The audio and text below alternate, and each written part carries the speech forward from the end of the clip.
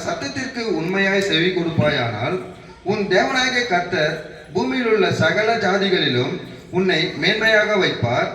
நீ உன் தேவனாகிய கர்த்தரின் சத்தத்துக்கு செவி கொடுக்கும் போது இப்பொழுது சொல்லப்படும் ஆசீர்வாதங்கள் எல்லாம் உன்மேல் வந்து உனக்கு பலிக்கும்.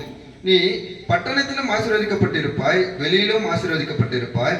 உன் கர்ப்பத்தின் கனியும் உன் நிலத்தின் கனியும் உன் மாடுகளின் பெருக்கமும் உன் ஆடுகளின் மந்தைகளும் ஆகிய உன் மிருக ஜீவன்களின் பலனும் ஆசீர்வதிக்கப்பட்டிருக்கும். உன் கூடையும் மாற்று செய்கிற உன் தொட்டியும் ஆசீர்வதிக்கப்பட்டிருக்கும். நீ வருகையிலும் ஆசீர்வதிக்கப்பட்டிருப்பாய், நீ போகையிலும் ஆசீர்வதிக்கப்பட்டிருப்பாய். உனக்கு விரோதமாய் எழும்பும் உன் சத்துருக்களுக்கு கர்த்தர் உனக்கு முன்பாக முறியடிக்கப்படும்படி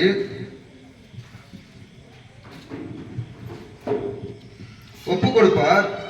ஒரு வழியாய் உனக்கு எதிராய் புறப்பட்டு வருவார்கள், 7 வழியாய் உனக்கு முன்பாக ஓடி போவார்கள்.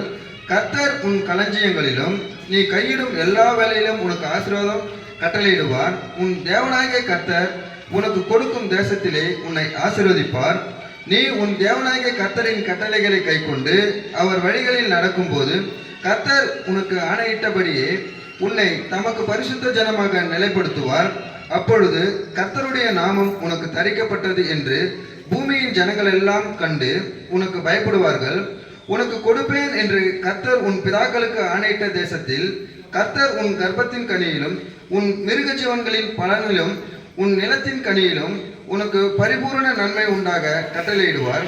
ஏற்ற காலத்தில் உன் தேசத்திலே மழை பெய்யவும் நீ கையிட்டு செய்யும் வேலைகளை எல்லாம் ஆசீர்வதிக்கவும் கர்த்தர் உனக்கு தமது நல்ல பொக்கிஷ சாலையாகிய வானத்தை திறப்பார்.